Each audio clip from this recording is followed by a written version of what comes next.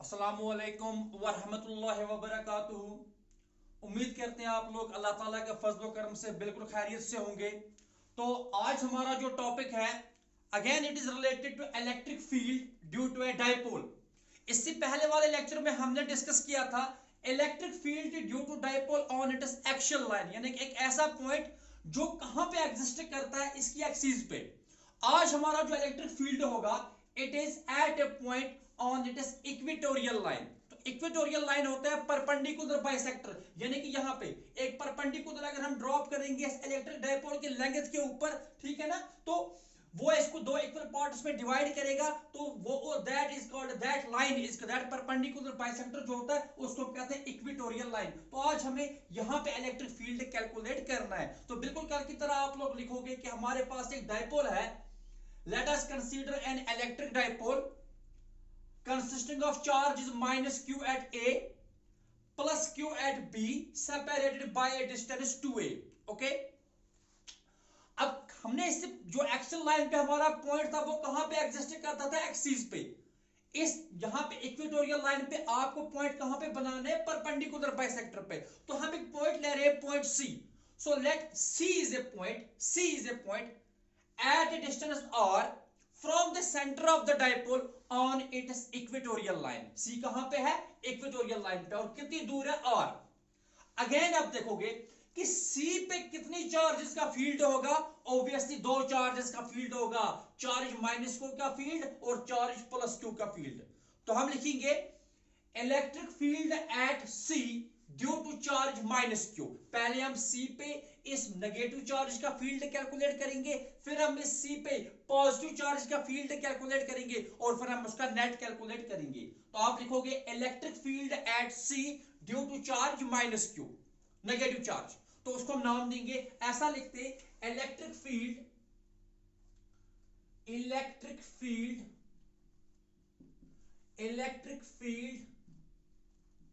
at C due to charge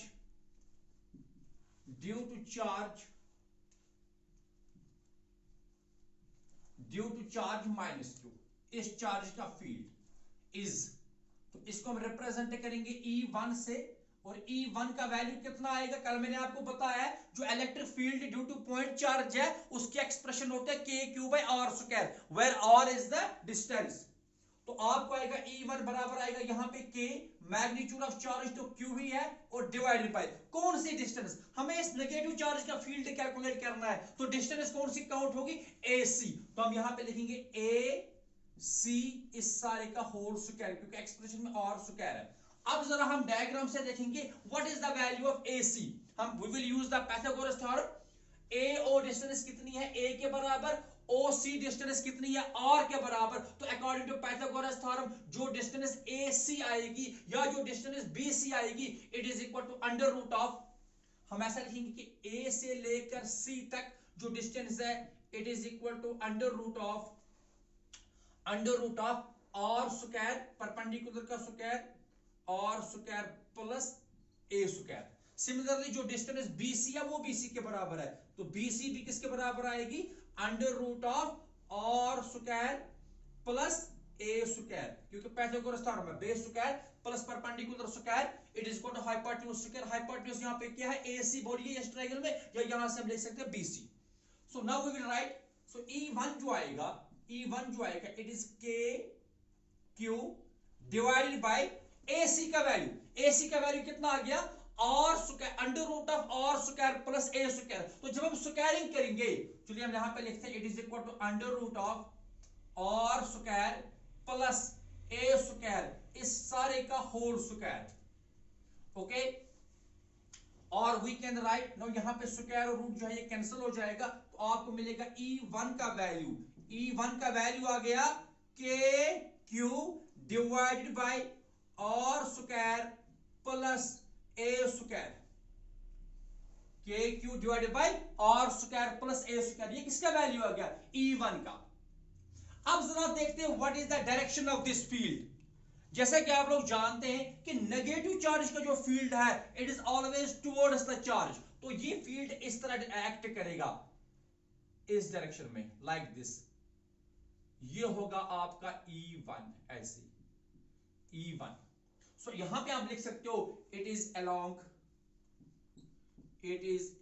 किस direction में है CA, it is along CA towards the charge. अब अगर आप देखोगे electric field at C due to charge plus Q, electric field at C due to charge plus Q, तो उसको क्या नाम देंगे, similarly we can right E2। अच्छा, तो E2 किसके बराबर आएगा, बिल्कुल देखिए E2 के लिए भी चार्ज जो है वही Q है, तो आप लिखोगे बिल्कुल इट इज K और Q डिवाइड हो जाएगा ना। BC भी किसके बराबर है, under root of R square plus A square, तो यहां पे बिल्कुल ऐसे ही आएगा, डिवाइडेड बाय आ जाएगा R square plus A square. No ये आ गया magnitude KQ divided by R square plus A square. But एक चीज का डिफरेंस होगा, that is the direction of the field. यहां पे जो चार्ज है ये पॉजिटिव है, पॉजिटिव चार्ज का field it is away from the charge, तो ये फील्ड इस तरह एक्ट करेगा लाइक दिस, इस डायरेक्शन में। दिस इज E2 ऐसे एक्ट करेगा। ये E1 वेक्टर है जो कि टुवर्ड्स है CA, और वहां पे E2 वेक्टर है जो कि इस डायरेक्शन में अलोंग BC। ओके, तो यहां पे हम लिखेंगे इट इज अलोंग BC। अब देखना, अब इन दो फील्ड्स में एक एंगल आ गया, neither they are in the same direction nor they are opposite to each other, तो इनमें कुछ एंगल होगा। अब एंगल कितना होगा, जरा एंगल हम यहां से देखेंगे। देखिए पहले हम देखेंगे what is the angle between them. अगर हम मानेंगे एंगल CAB और एंगल ABC, यानी कि एंगल CAB ये किसके बराबर हम रखते हैं, थीटा के बराबर, और एंगल ABC ये भी किसके बराबर हो जाएगा, थीटा के बराबर। हम ऐसा लिखेंगे लेट एंगल CAB जो है ये बराबर है किसके, एंगल BAC, और दोनों जो एंगल है ये हम किसके बराबर रखते हैं, थीटा के बराबर। अगर ये एंगल थीटा है तो यहां पे अगर हम यहां पे एक एंगल बाइसेक्टर डालेंगे like this, Now if this angle is theta, तब यहाँ ये वाला एंगल भी किसके बराबर हो जाएगा, थीटा के बराबर। सॉरी, ये वाला एंगल किसके बराबर हो जाएगा, थीटा के बराबर। और यहाँ पे ये एंगल अगर थीटा है, फिर ये ऊपर वाला एंगल भी किसके बराबर हो जाएगा, थीटा के बराबर। Then we can write from the basics of the geometry, then angle जो आएगा, then एंगल हमारे पास जो है कौन सा angle, angle between E1 and E2, ये वाला एंगल, ये ऐसे, ठीक है ना। तब हम लिखेंगे then angle between E1 and E2, तो एंगल जो आ गया between E1 vector and E2 vector वो कितना आ गया, it is 2 theta, it is 2 theta. क्योंकि यहां का एंगल थीटा है तो obviously this angle is also theta, और ये वाला एंगल अगर थीटा है तो ऊपर वाला एंगल भी कितना होगा, theta. So overall angle between E1 and E2 कितना आ गया, 2 थीटा।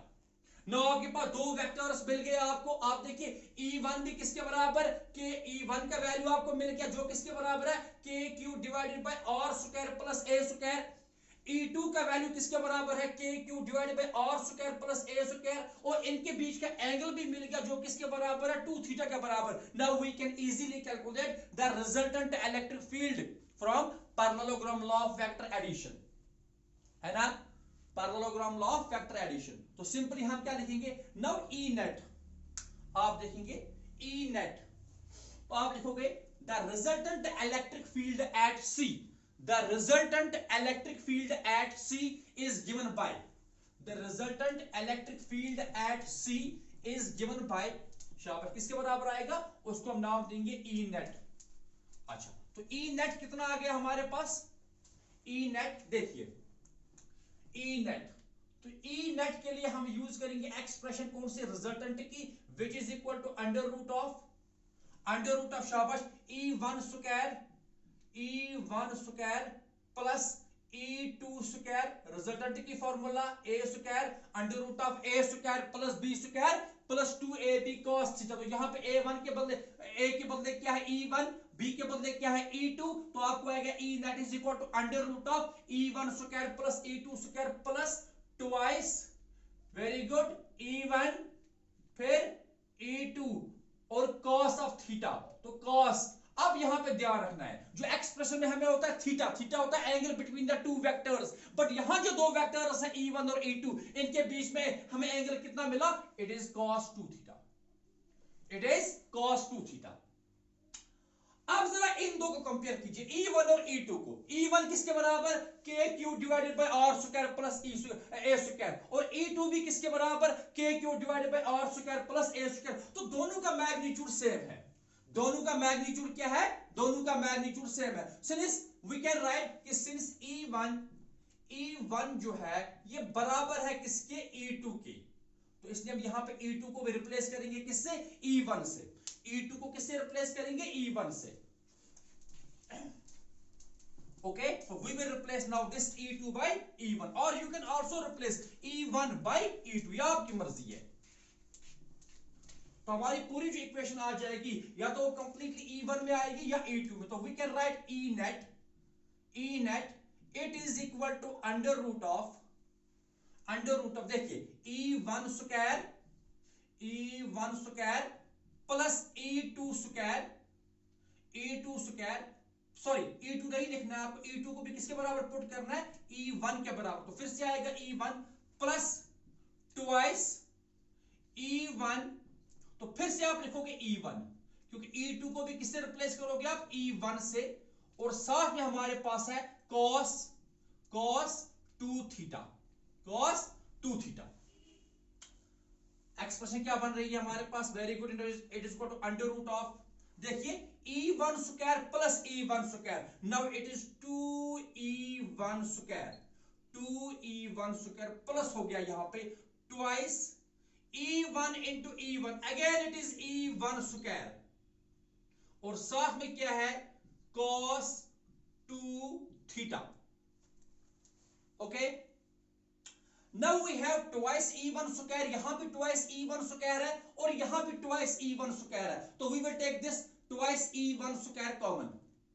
हम क्या करेंगे, हम इस ट्वाइस E1 स्क्वायर को कॉमन लेंगे, तो हम लिख सकते हैं ऐसे, तो यहां पे हम लिखेंगे कि E नेट हमारा जो आ गया, E नेट, देखिए E net is now equal to,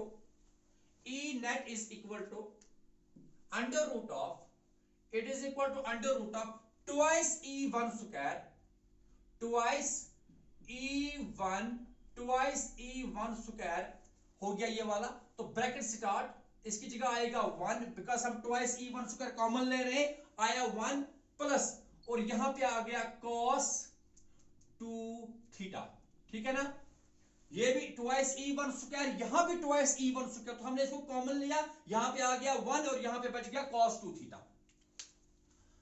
now हमें एक एक्सप्रेशन है, आइडेंटिटी है कि 1 प्लस cos 2 थीटा, याद रखना 1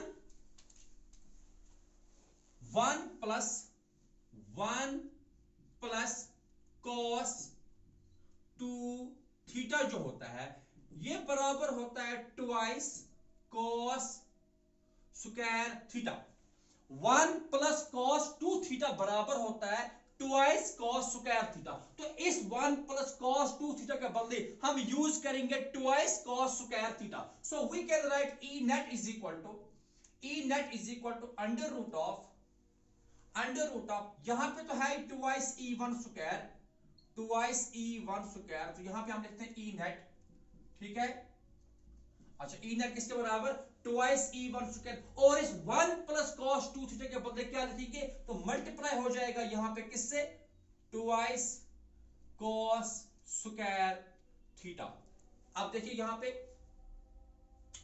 2 इंटू 2 कितना हो गया 4, so we can write it is 2 into 2 यानी कि 2 square, this is E1 square, no this is cos theta का स्क्वायर। सो हम ऐसे भी कह सकते हैं कि E नेट जो हमें मिला, E net it is equal to under root of 2E1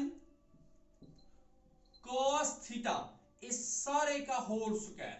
देखिए आप क्या, ये तो 2 है, इसका स्क्वायर यानी कि 2 इंटू 2, ये E1 है, इसका स्क्वायर यहाँ पे E1 स्क्वायर है, यहाँ पे cos थीटा का स्क्वायर है तो यहाँ पे cos स्क्वायर थीटा। तो हमने इस पूरे इक्वेशन को, प्रोडक्ट को हमने एक्सप्रेस किया किसमें, 2E1 cos थीटा का होल स्क्वायर। अब यहाँ पे ये स्क्वायर, सारी टर्म के ऊपर स्क्वायर आ रहा है और सारे के ऊपर रूट भी है, तो ये स्क्वायर और ये रूट कैंसिल, तो आपको मिल गया E नेट, आपको मिल गया E नेट किसके बराबर आ गया, ट्वाइस E1 और साथ में cos theta, twice E net, sorry E1 cos theta, E net किसके बराबर आ गया, ट्वाइस E1 cos थीटा। अब यहां पे देखेंगे फ्रॉम दिस ट्रायंगल, ये हमारे पास जो डायग्राम है, हम यहां से देखेंगे what is the value of cos theta, what is the value of cos theta. देखना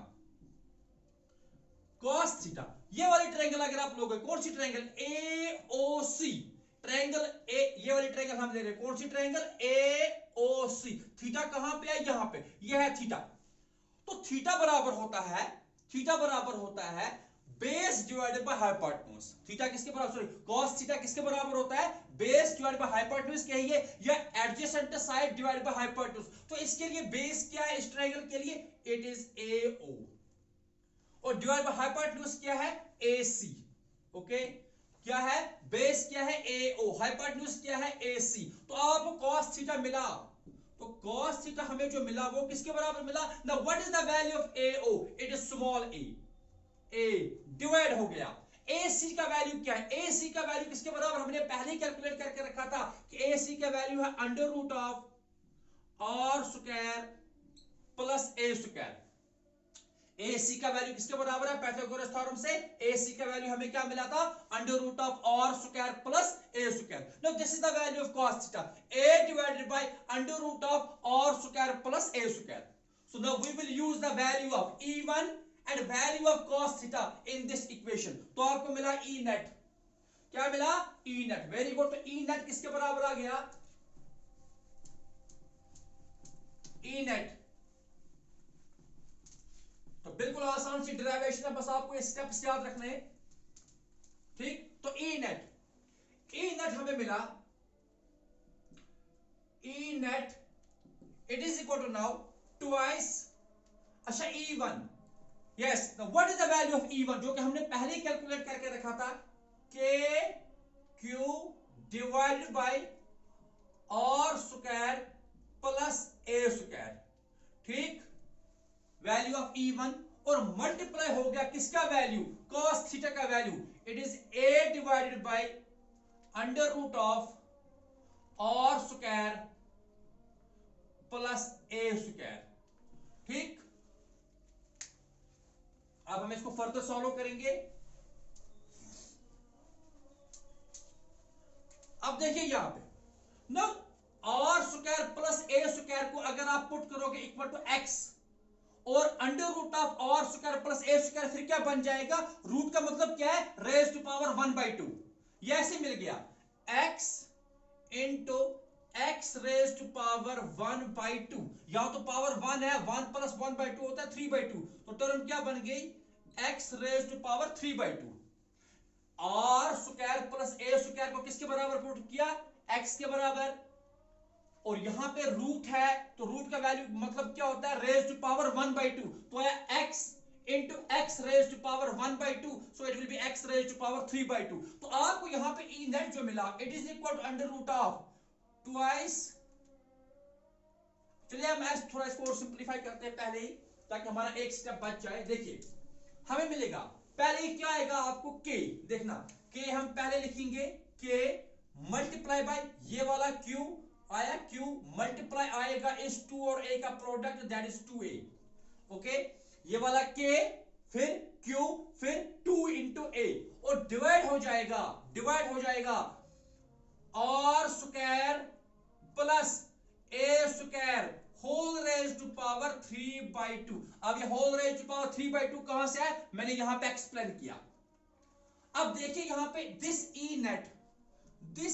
net it is equal to k, तो k ही रह गया, ठीक है ना, k ऐसे ही रहेगा। Now what is product q into 2a, what is product q into 2a, dipole का प्रोडक्ट ऑफ मैग्नीट्यूड ऑफ इधर charge and dipole length, it is equal to dipole moment जिसको p से रिप्रेजेंट करते हैं, so it will be kp, okay, और divide किससे हो गया, r square plus a square whole raise to power 3/2।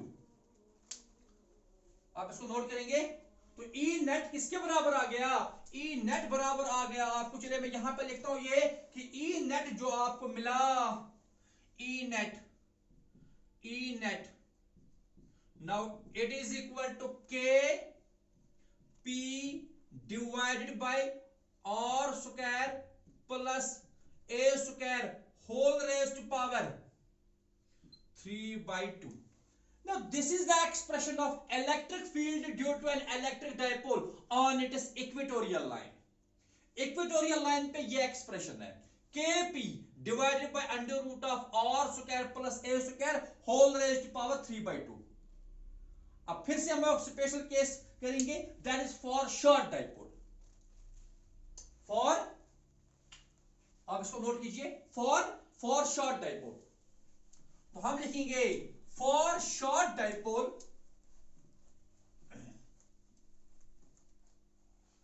for short dipole, for short dipole, for short, अच्छा short dipole का मतलब क्या होता है, जिसमें r जो होगा it is much greater than a, R is much greater than A, तो ये A वाला पार्ट स्क्वायर वाला पार्ट जो है नेग्लेक्ट हो गया, वहां पे आ गया R square whole raised to power 3/2, फिर ये 2 और ये 2 कैंसिल होगा, वहां बचेगा R क्यूब, तो आपको फिर E नेट जो मिला, E नेट वो मिल गया आपको K P divided by R cube, क्योंकि ये स्क्वायर जो है A स्क्वायर ये तो नेग्लेक्ट हो गया, वहां बचेगा R स्क्वायर ऐसे r square whole raise to power 3/2, और ये 2 और ये 2 भी कैंसिल, वहां क्या बच गया r क्यूब, तो आपको डिवाइड में आएगा r क्यूब, सो ई नेट किसके बराबर आ गया, kp divided by r cube. Now this is the expression of electric field due to dipole on its equatorial line for short dipole, and this one is the general expression r square plus a square whole raised to power 3/2। ठीक, now what is the direction of this field, what is the direction of this field। अब देखिए हमें अगर एक vector E1 ऐसे है, दूसरा vector ऐसे, इनका डायगोनल कैसे एक्ट करेगा, diagonal is along, for example अगर ये पॉइंट C है, यहां पे हम D रखते हैं, तो this E net is along CD, it is along CD, यहां पॉइंट C डायगोनल तो ऐसे होगा ना, दो वेक्टर, दो साइड्स ऑफ पैरेललोग्राम के लिए डायगोनल जो है वो यहां पे इस डायरेक्शन में एक्ट करेगा।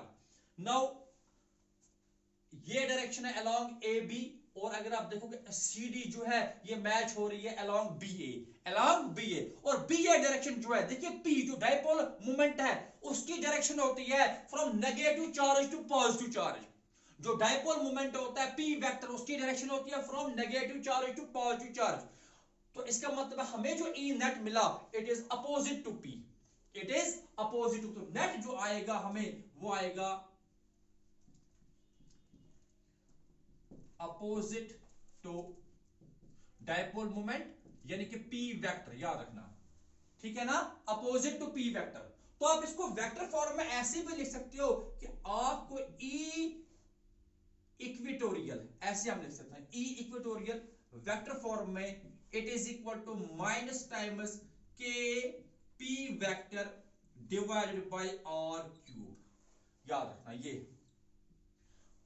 ई इक्वेटोरियल जो आया आपको वो बराबर आया माइनस टाइम्स के P vector divided by are cube. ना पी नेगेटिव साइन का मतलब क्या है कि दैट द इलेक्ट्रिक फील्ड जो है it is opposite to the dipole moment. जो एक्शन वाला हमें मिला था ई एक्शन, अगर आपको याद होगा ई एक्शन की जो हमें एक्सप्रेशन आई थी वो आई थी बराबर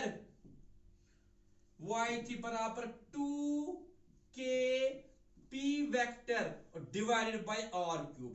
उसमें तो 2 था, यहां पे 2 नहीं है, पहली बात, और दूसरा यहां पे पॉजिटिव साइन है, इसका मतलब है electric field on action line is in the direction of dipole moment, but electric field on equatorial line is opposite to dipole moment. ठीक, यहां पे एंगल कितना मिलता था theta, theta between E action and p 0 degree, same direction है, but यहां पे theta कितना मिलेगा, थीटा कितना मिलेगा 180 डिग्री। इस पॉइंट को नोट करके रखेंगे आप लोग कि that the electric field due to dipole, the angle between electric field due to dipole on its equatorial line and the dipole moment is 180 degree। तो एंगल कितना मिल रहा है 180 डिग्री। 180 डिग्री लिखेंगे आप, या आप ऐसा भी लिख सकते हैं कि थीटा जो है अगर डिग्रीज में लिखेंगे इट इज 180 डिग्री, या रेडियंस में लिखेंगे so it is pi radians. कभी कभी ये एमसीक्यू पूछा जाता है कि the angle between electric field due to dipole on its equatorial line and the dipole moment is, फिर वहां पे चार ऑप्शंस होते हैं, अगर डिग्रीज में है तो 180 डिग्री होगा, अगर रेडियंस में है, अगर रेडियंस में है it is pi radians. Okay, पहली बात यहां पे साइन पॉजिटिव है तो both are in the same direction, यहां पे साइन नेगेटिव है इसके मतलब है electric field is opposite to dipole moment. और अगर आप आर को कांस्टेंट रखोगे, यहां भी आर है यहां भी आर है, 5 सेंटीमीटर एंड 5 सेंटीमीटर, तो हमें यह मिलता है कि ई एक्शन जो है, E axial it is twice E equatorial. देखिए यहां पे 2 आ रहा है, मैग्नीट्यूड के हिसाब से जो इलेक्ट्रिक फील्ड मिलता है on action line it is twice the electric field on the equatorial line. तो ये कुछ इंपॉर्टेंट पॉइंट्स होते हैं। तो आई होप आपने इस टॉपिक को अंडरस्टैंड किया है। तो इंशाल्लाह next time we will discuss torque acting on dipole, और उसके बाद हम electric flux and Gaussian applications of Gauss law and then applications of Gauss law discuss करेंगे। Thank you very much.